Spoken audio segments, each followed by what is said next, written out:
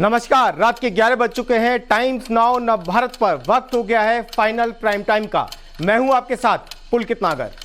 नमस्कार, स्वागत आपका। मैं हूं आपके साथ अनंत त्यागी। चैत्र रामनवमी की अष्टमी आज खत्म होने को है और अयोध्या में रामनवमी की भव्य तैयारियां पूरी हो चुकी। रामनवमी पर कल अयोध्या में हर मंदिर में भगवान श्री राम के मंगल गीत गाए गए और श्री राम को लेकर पूरे अयोध्या में मंदिरों को सजाया गया। पूरे अयोध्या में राम जन्मोत्सव को लेकर तमाम तैयारियां की गई हैं।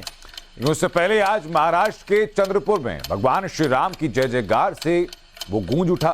चंद्रपुर से अयोध्या में बनने वाले भव्य श्री राम मंदिर में इस्तेमाल के लिए सागौन की लकड़ी आज रवाना हो गई।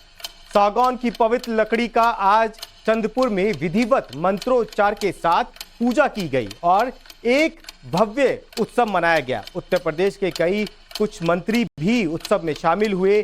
साथ ही उस दौरान राम नवमी पूरे मंदिर को लेकर जो तैयारियां की गई हैं वो हम आपको बता रहे हैं।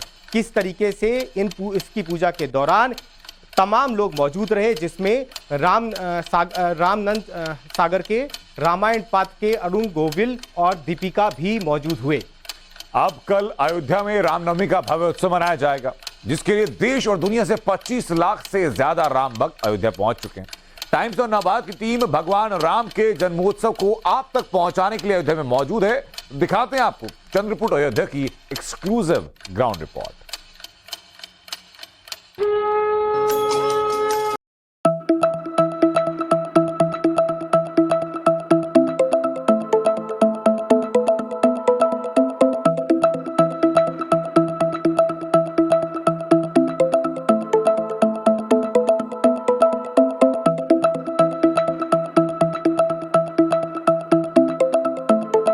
भगवान श्री राम के भव्य जन्म महोत्सव के लिए उनकी जन्मभूमि अयोध्या सज चुकी है। राम भक्त अपने परम श्रद्धेय भगवान श्री राम का जन्मदिन मनाने के लिए अयोध्या नगरी पहुंच चुके हैं। रामनवमी से पहले आज महाराष्ट्र का चंद्रपुर जय जय श्री राम के नारों से गूंज उठा।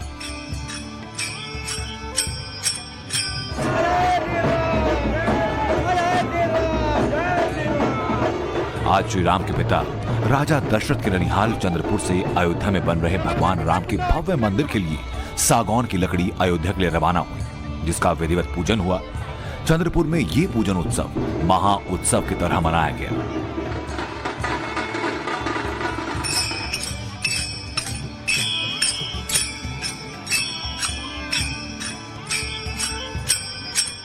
तस्वीरें आपको दिखा रहा हूँ चंद्रपुर और बल्लारपुर की तस्वीरें, जहाँ पर काष्ठ पूजन शुरू हो चुका है और आप ये तस्वीरें देख रहे हैं। एक रथ पर वो पवित्र पावन लकड़ियाँ, सागौन की वो विशेष लकड़ियाँ रखी गई हैं, जिसकी अब इस वक्त शास्त्रोनुसार विधिवत पूजा की जा रही है। कई सारे साधु संत पंडित यहाँ पर मंत्रोच्चार कर रहे हैं। शास्त्रानुसार विधिवत यहाँ पूजा की जा रही है। इस श्रद्धा के रथ पर खुद महाराष्ट्र सरकार के मंत्री सुधीर मुनगंटीवार मौजूद हैं। इसके अलावा उत्तर प्रदेश सरकार के 3 मंत्री यहाँ पर मौजूद हैं, जिसमें योगेंद्र उपाध्याय, रविंद्र जायसवाल, अरुण कुमार सक्सेना भी यहाँ पर शामिल हैं। साथ ही साथ आचार्य गोविंद देव गिरी महाराज, जो कि श्री राम जन्मभूमि तीर्थ क्षेत्र के कोषाध्यक्ष हैं, उन्हीं के कर कमलों से भी यहाँ पर ये इस वक्त पूजा की जा रही है। चंद्रपुर भगवान श्री राम की जय जयकार से गूंज रहा है। भक्त कीर्तन कर रहे हैं। हर मकान, हर छत पर राम भक्त इस स्वर्णिम इतिहास के साक्षी बनने के लिए मौजूद हैं। पूजा अर्चना के बाद सागौन की पवित्र लकड़ियों को राम के धाम अयोध्या के लिए रवाना कर दिया गया, जहां भगवान श्री राम के जन्मोत्सव के लिए विशेष तैयारियां पूरी हो चुकी हैं। चैत्र नवरात्रि के पहले दिन यानी कि 22 मार्च से श्री राम जन्मभूमि अयोध्या में करीब 10,000 मंदिरों में 1 लाख से ज्यादा श्रद्धालु अखंड रामचरितमानस का पाठ कर रहे हैं। और इसके साथ ही इस महोत्सव में पूरी अयोध्या मर्यादा पुरुषोत्तम भगवान श्री राम की लीला और अयोध्या धाम की 100 से ज्यादा कथाएं सुनाई जा रही हैं। अयोध्या के 10,000 मंदिरों में श्री राम जन्मोत्सव के अवसर पर इसे फूलों से सजाया गया है। एक अनुमान के मुताबिक रामनवमी पर देश दुनिया से 25 लाख से अधिक श्रद्धालुओं के यहाँ पर आने की उम्मीद है। यानी भगवान श्री राम की अस्थायी रामनवमी यहाँ बेहद भव्य और दिव्य बनने जा रही है। रामनवमी को राम का धाम अयोध्या मंत्रोच्चार, भजन कीर्तन से गूंज उठेगा। अयोध्या के सभी मंदिरों में विधिवत भगवान श्री राम का जन्मोत्सव मनाया जाएगा। अयोध्या के कनक भवन में भव्य तैयारियां की गई। जन्म की आरती 12 बजे होती है। काफी भीड़ भाड़ रहती है, उसमें बड़े बड़े श्रद्धालु लोग आते हैं, कई भक्त लोग आते हैं। यहाँ बधाई गायन होता है, 9 दिन नवाह पारायण होता है, रामायण चलती है, अनेक प्रकार के जो फूलों से यहाँ श्रृंगार तक किया जाता है। गाने बजाने वाले भी आते हैं, हर तरह की कीर्तन संगीत तो चलता रहता है। तो भगवान का मतलब जैसे जन्म उस समय में हुआ था ना, वैसा ही जो आज के युग में भी अभी जन्म मनाया जाता है। उसी हाल उत्साह के द्वारा अब तो सरकार का भी बड़ा प्रोत्साहन हो रहा है, हर जगह से जो चला है ना, तो भगवान की दिव्यता के अनुसार जो उनका यहाँ बड़ा जन्म माना जाता है। अब की बार रामनवमी भगवान श्री राम के अस्थायी मंदिर में मनाई जाने वाली आखिरी रामनवमी होगी। अगली चैत्र रामनवमी निश्चित तौर पर भगवान श्री राम के भव्य और स्थायी मंदिर में ही मनाई जाएगी। भगवान श्री राम का जन्मोत्सव अस्थायी मंदिर में मनाया जा रहा है। उसको यह सोच करके कि इसके बाद जो रामनवमी का ये राम जन्मोत्सव मनाया जाएगा वो विराजमान भव्य दिव्य मंदिर में होगा, जिससे कि यह एक यादगार रहे सभी को कि अस्थायी मंदिर में भी इस प्रकार का रामलला का उत्सव मनाया गया था, उसी रूप से मनाया जा रहा है। यूं तो आज से ही राम का धाम अयोध्या पूरी तरह सज चुका है। भगवान राम का इंतजार न सिर्फ अयोध्या बल्कि पूरी दुनिया कर रही है। कहाँ से आए हैं? कहाँ से आए हैं? हम बिहार से हैं सर। आप कहाँ से हैं? औरंगाबाद जिला से हैं। तो वहाँ से इतनी दूर से यहाँ क्यों आए? घूमने के लिए, भगवान की नगरी है, सब जाए हैं, आस्था है, यहाँ पर दर्शन के लिए यहाँ आए हैं। आपको क्या डोर यहाँ पर खींच के लिए आई? भगवान की धरती को देखने आ गए कि किस तरह से यहाँ। आप कहाँ से आए हैं? मैं मध्य प्रदेश बेजावर से आया हूँ, गिरीश पांडे हमारा नाम है। तो रामनवमी यहाँ पर मनाने का कुछ खास महत्व, कुछ खास प्लान, ऐसा क्यों? नहीं, प्लान तो यही है, भगवान का जन्म मनाया जाए बड़े उत्साह धूमधाम से, इसलिए हम लोग अयोध्या आते हैं। कितना बदल गया है अयोध्या पहले से, ये बताओ। पहले से बहुत बदल चुका है अयोध्या, क्योंकि अयोध्या में पहले जो संकीर्ण रास्ताएं थी अब वो रास्ताएं दुरुस्त हो गई हैं। लाइटिंग, नल, पानी व्यवस्था सब चीज हो गई है। कितना बदला अयोध्या पहले से? पहले से बहुत ही ज्यादा बदल गया है। मैं झारखंड से आया हूँ। पहले 20 साल पहले आया था, 10 साल पहले आया था, अभी बहुत ही ज्यादा बदल गया है ये सरकार आने से। रास्ते नहीं पहचान पा रहे? नहीं, इतने ही दिखाई नहीं पड़ रहे कि रास्ते नहीं पहचान पड़ रहे। सरयू तट साफ हुआ, एकदम सफाई हो गई है ये सरकार आने से। जय श्री राम, जय श्री राम। आप कहाँ से आए हैं? कहाँ से आए हैं? टीकमगढ़ से। कैसा लगा यहाँ की? हम तो 30 बार से आने लगा। तो कितना बदल रहा है ये साल दर साल? बहुत बदल गया है। क्या बदला? आस्था बदल गई है। आज अष्टमी पूरी होने को है और कल रामनवमी, जिसे भव्य और दिव्य बनाने के लिए अयोध्या में विशेष इंतजाम किए गए। आज श्री राम की जन्म नगरी त्रेता युग की अयोध्या की तरह जगमग कर रही है। अयोध्या के लोगों का उत्साह आसमान पर, तो अयोध्या के बाहर से भी करीब 25 लाख राम भक्त अयोध्या पहुंच चुके हैं। दुनिया भर के भक्तों के साथ राम जन्मभूमि अयोध्या पूरी तरह से हाउसफुल हो चुकी है।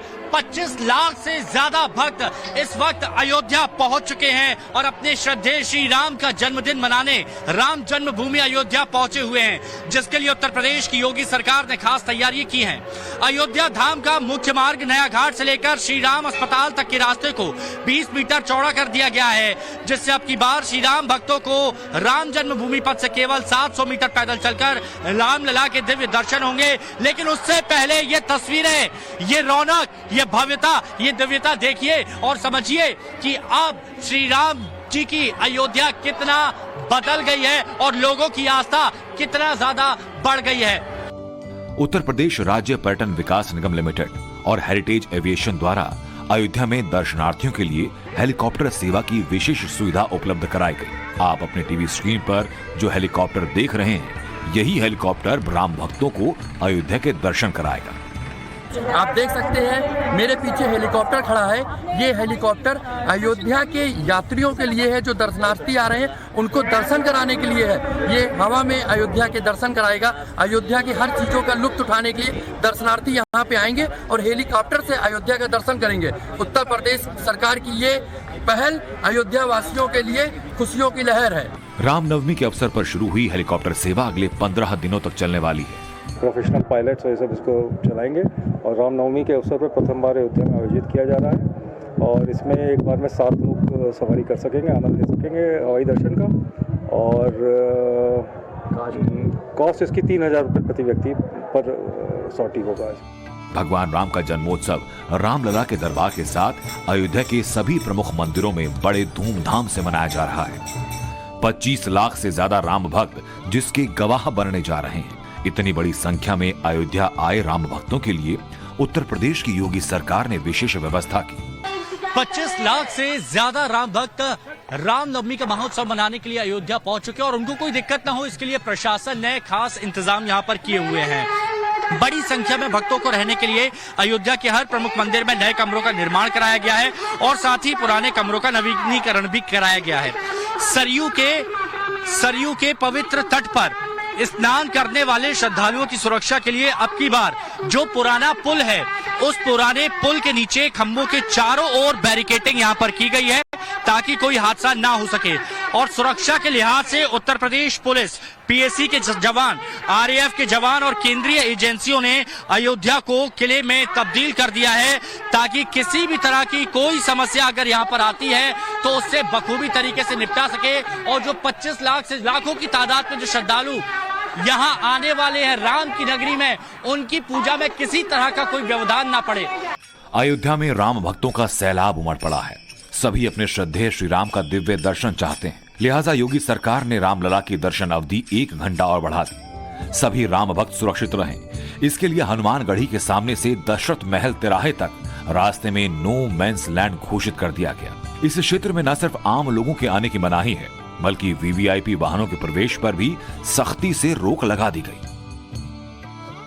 चंद्रपुर महाराष्ट्र से राकेश द्विवेदी और अयोध्या से अभिषेक श्रीवास्तव के साथ हिमांशु दीक्षित, टाइम्स नाउ नवभारत। तो कल रामनवमी है और राम के जन्म दिवस के शुभ मौके पर 4 वेदों के महापारायण यज्ञ की पूर्णाहुति के साथ करीब 100 लोगों को संन्यास परंपरा की दीक्षा दी जा रही है। योग गुरु स्वामी रामदेव के 29वें संन्यास दीक्षा पाठ पतंजलि संन्यास आश्रम में 10 दिन का दीक्षा समारोह चला रहा है। ये समारोह 31 मार्च तक चलेगा। रामनवमी के मौके पर यानी कल बाबा रामदेव 150 लोगों को संन्यास की दीक्षा देंगे और 500 युवाओं को आचार्य बालकृष्ण ब्रह्मचर्य की दीक्षा भी देने जा रहे हैं। बाबा रामदेव ने बताया कि उनकी सन्यासी महज एक दीक्षा नहीं है, ये एक तपस्या है जो एक व्यक्ति को सन्यासी बनाने के लिए 10 से 12 साल तपस्या से जुड़ी होती है।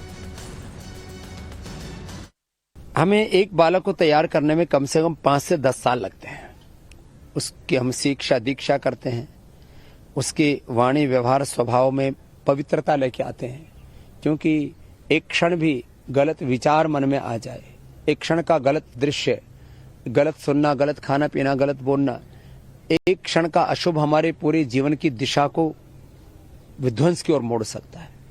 इसलिए इनको पहले तपस्या कराते हैं, इनके जीवन में पवित्रता लेकर के आते हैं और जब हम देख लेते हैं कि ये संसार के आकर्षणों प्रलोभनों में, संसार के झंझावातों आंधी तूफानों में, जो आंधियों और तूफानों में नहीं डिगेंगे, अडिग रहेंगे, एकनिष्ठ गुरुनिष्ठ रहेंगे, ध्येयनिष्ठ रहेंगे, अपने साधना और साध्य से, अपने मंतव्य कर्तव्य गंतव्य से जो अविचलित रहेंगे, उन्हीं को हम यहाँ पर सन्यासी बना रहे हैं और उसकी तैयारी के।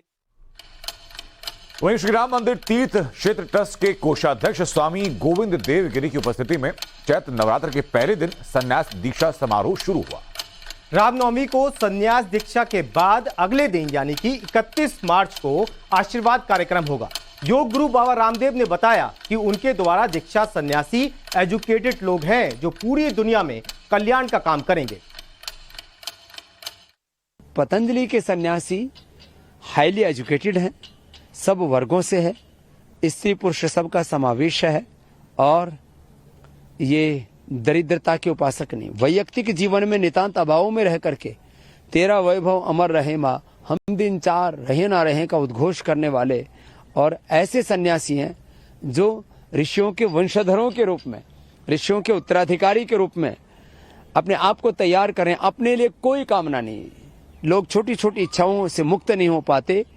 ये सारे सन्यासी समस्त कामनाओं से, तृष्णाओं से, वासनाओं से मुक्त होकर के और सारे सद्ज्ञान, सद्भावों, सद्गुणों से युक्त होकर के एक श्रेष्ठता को धारण करने वाले और सारे जगत के कल्याण के लिए अपने जीवन की आहुति देने वाले सन्यासी आत्मनः मोक्षार्थम जगत हिताय च लगभग 150 की संख्या में ये सन्यासी और नैष्ठिक ब्रह्मचर्य की दीक्षा लेकर के अपना जीवन, अपना सर्वस्व देश धर्म संस्कृति के लिए न्यौछावर करने वाले हैं।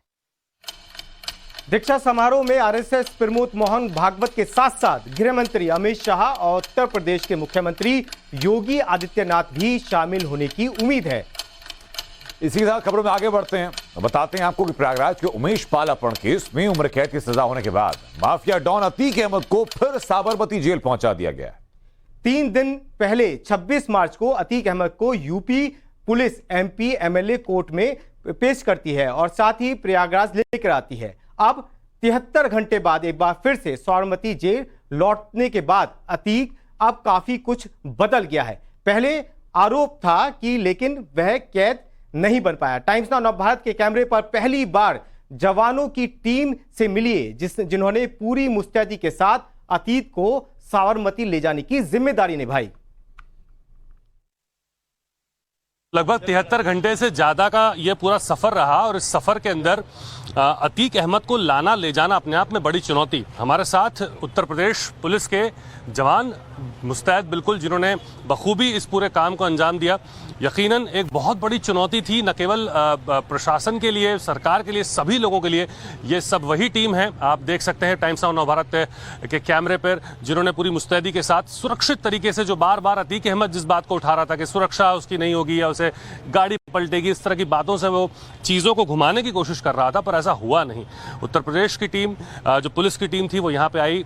एक लंबा तवील सफ़र, आप सोचिए 73 घंटे अगर ले जाना, उसकी सुरक्षा रखना, रास्ते भर में उसका ध्यान रखना, उसकी सुरक्षा को मेंटेन करना, चूंकि वो सुप्रीम कोर्ट का कस्टोडियन है, उस कारण से बहुत ज़्यादा बड़ी चुनौतियाँ थी।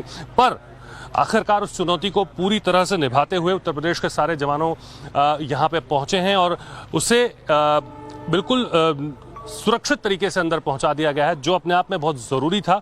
और ये ज़रूरी भी था एक संदेश देना कि आखिर जब न्याय, जब कानून का शिकंजा जब कसता है तो उसमें हर तरह से चीज़ों को ध्यान रखा जाता है और उसकी ही बानगी यहाँ पर देखने को मिली इन सभी उत्तर प्रदेश के जवानों के साथ में, उत्तर प्रदेश के पुलिस के साथ में।